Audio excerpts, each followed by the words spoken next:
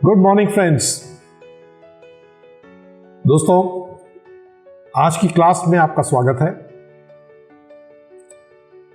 हम लोग मिल रहे हैं एक बहुत इंपॉर्टेंट काम के लिए, और वो है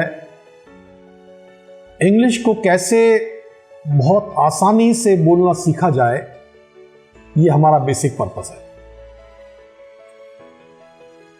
मैं एक बात कहना चाहूंगा आपको कि ये जो इंग्लिश लैंग्वेज है बहुत आसान है। तो सबसे पहले हमारे माइंड को ये मैसेज जाना चाहिए कि ये जो लैंग्वेज है ये बहुत आसान है। हमारी जो मातृभाषा है हिंदी जो बोलते हैं, ये अगर कंपेयर करें इंग्लिश से तो दिस इज वेरी डिफिकल्ट। काफ़ी डिफिकल्ट भाषा है हिंदी अगर हम कंपेयर करें तो। लेकिन मजे की बात यह है कि ये जो हमारी भाषा है हिंदी, ये हमने 2.5-3 साल की उम्र में बिस्तर पे लेटे हुए, बिना किसी किताब के, बिना किसी ग्रामर के, बिना किसी टीचर के, हमने बहुत आसानी से सीख ली। और दूसरी तरफ हम इंग्लिश स्कूल में पढ़ लिए, बहुत सारी किताबें देख ली, बहुत सारे ग्रामर पढ़ लिया और पता नहीं क्या क्या कर लिया, कितनी किताबें देख ली, लेकिन भाई साहब इंग्लिश नहीं आई, विच इज वेरी सरप्राइजिंग। बड़ी आश्चर्य की बात है ये कि ऐसा क्यों। तो आप देखें जरा, ये बात आपकी नहीं है, ये पूरे विश्व में है कि जो आपकी मदर टंग है, जब आप छोटे से बच्चे होते हैं तो आपके चारों ओर जो लोग रहते हैं चारों तरफ, वो आपकी जो देश की भाषा है उसी में बात करते हैं। तो आप पलंग पे लेटे हुए हैं और मुंह में अंगूठा है, आप क्या कर रहे हैं? आप सिर्फ सुन रहे हैं। जो आपके भाई बहन या आपके मम्मी पापा या आपके दादा दादी या कोई मेहमान आने वाले जो उस कमरे में आ रहे हैं, आप उनको सुन रहे हैं और उसी को सुनकर वो जो डिफिकल्ट जो भाषाएं हैं वो उस बच्चे को आ जाती हैं। मतलब जो दुनिया की सबसे डिफिकल्ट भाषा, मुझे पता नहीं एग्जैक्टली सबसे डिफिकल्ट भाषा कौन सी है, लेकिन उसको मैं चाइनीज मानूं या कोरियन मानूं या जो भी भाषा है, आई डोंट नो, वो उस देश का बच्चा 2.5-3 साल की उम्र में बिना किसी ग्रामर, बिना किसी टीचर, बिना किसी किताब के सीख लेता है। तो हम क्यों ना वही टेक्निक पकड़े जिस टेक्निक से हमारा जो कोई भी देश का बच्चा है वो अपनी मदर टंग को सीख लेता है बिना किसी प्रॉब्लम के। तो हम अगर वो टेक्निक पकड़ लें तो काम हो जाएगा, isn't it? तो दोस्तों, अब हम इसको पहले हम देखिए, माइंड को बताना पड़ेगा ये जो लैंग्वेज है इंग्लिश लैंग्वेज, ये बहुत आसान है। इसका एक एग्जांपल आपको देता हूं, छोटा सा एग्जांपल है। समझ लीजिए, मुझे एक छोटे बच्ची को बोलना है कि तू कहां जा रही है। तो मैंने लिया सेंटेंस और बच्ची को बोला तू कहां जा रही है। अगर इस बच्ची की जगह कोई बच्चा हो छोटा, तो क्या बोलूंगा मैं? तो तू कहां जा रही है की जगह मुझे बोलना होगा तू कहां जा रहा है। ठीक है ना?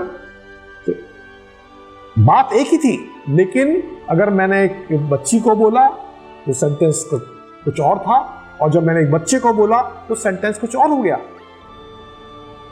आगे चलते हैं। थोड़ा बड़ा हो लेकिन आपसे छोटा हो फिर भी, तो आप क्या बोलेंगे उसको? तुम कहां जा रही हो अगर लड़की है तो, और लड़का हो तो हम बोलेंगे तुम कहां जा रहे हो। जा रही हो, जा रहे हो, फिर 2 सेंटेंस हो गए। लड़की है तो ये और लड़का है तो ये। चलिए और आगे बढ़ते हैं।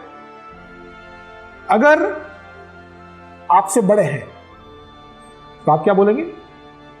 अगर महिला है तो आप बोलेंगे आप कहां जा रही हैं, और अगर पुरुष है तो आप बोलेंगे आप कहां जा रहे हैं। और अगर कई लोग जा रहे हैं, उनको बोलना है आपको, तो आप उनसे पूछेंगे आप लोग कहां जा रहे हैं। तो देखिए बात क्या आई कि आपने 7 सेंटेंस बोले। अलग अलग स्थिति में किसी को कब किसको बोल रहे हैं, उम्र का हिसाब या मेल फीमेल का हिसाब, उस सब लगा के आपने इसको 7 भागों में बांटा सेंटेंस को। जबकि इंग्लिश में हम क्या बोलेंगे, एक ही सेंटेंस, वो क्या, वेयर आर यू गोइंग। अब वो बड़ी छोटी बच्ची हो, बच्चा हो, आपकी उम्र का हो, आपसे बड़ा हो, कोई भी हो, सेंटेंस एक ही रहेगा, वेयर आर यू गोइंग। तो दोस्तों, कौन सी भाषा आपको आसान लगी, हिंदी या इंग्लिश? है ना, इंग्लिश लगी ना। इसीलिए बोलता हूं मैं कि सबसे पहले हमारे माइंड को हमको बताना होगा that this language is very very simple, बहुत आसान है, लेकिन हम उसमें थोड़ा इंटरेस्ट लें। हमने अपनी मातृभाषा में इंटरेस्ट क्यों लिया? बिकॉज हमारे पास कोई ऑप्शन था ही नहीं, हम आप लेटे हुए थे, सुन रहे थे बस। हम जिस तरह से बिना कोई कोशिश किए हुए सिर्फ सुन रहे थे, ऐसा कभी आपने इंग्लिश सुनी क्या? नहीं ना।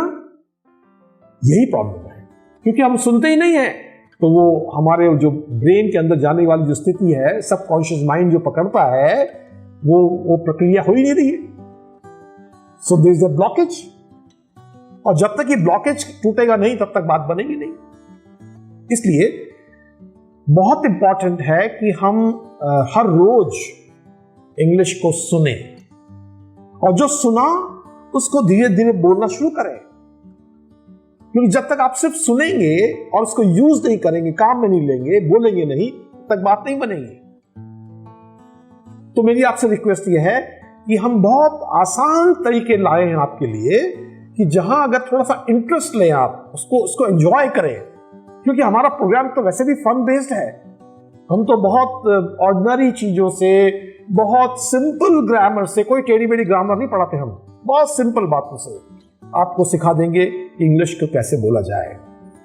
और आप इसको हंसते गाते, खेलते कूदते, लेटे हुए हैं, कहीं वॉक कर रहे हैं, कुछ ड्राइव कर रहे हैं, कुछ भी कर रहे हो, आप कंटिन्यूअसली आप इसको सीख सकते हैं, बोल सकते हैं, प्रोवाइडेड आपको उसमें मजा आना चाहिए। You must enjoy it. और अगर एंजॉय कर रहे हैं तो दोस्तों हर चीज बहुत आसान हो जाती है। आप सोचिए जरा, आप एक पिक्चर देख के आते हैं और 3 घंटे की पिक्चर समझ लीजिए, तो जब आप वापस अपने घर आए, आपने अपने दोस्तों को सुना दी, अपने भाई बहनों को सुना दी कहानी, और फिर जब भी कोई कहानी सुनना चाहे या पूछना चाहे वो कैसी पिक्चर थी, आपको पूरी चीज याद है, बिकॉज आपका उसमें इंटरेस्ट था, आपको उसमें मजा आ रहा था। मैं चाहता हूं कि वही मजा आपको इंग्लिश लैंग्वेज में भी आए। तो इसलिए हम अपनी क्लासेस शुरू करेंगे और बेस पकड़ेंगे कि क्या तरीके हैं वो जिससे कि बहुत आसानी से इंग्लिश आ जाए। Are you interested? चलिए अगली क्लास में हम बात करेंगे कि कैसे बहुत साधारण रूप से, बहुत आसानी से, बहुत मौज मस्ती के साथ में इस भाषा को हम सीख सकते हैं। Thank you.